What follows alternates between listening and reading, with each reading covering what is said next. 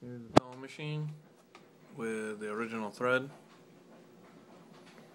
I wish I knew what this was, but you'll know.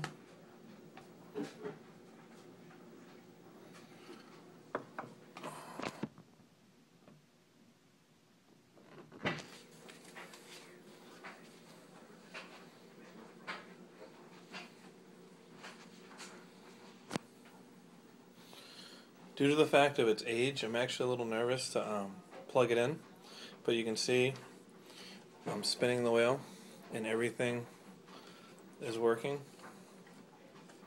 All the pulleys are there. The wire is right here, which here's the foot pedal with all the wire attached to it, the add-ons.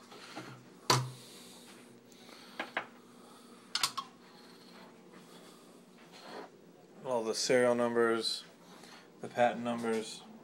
I'll give you a picture so you can get a little bit more clear on that.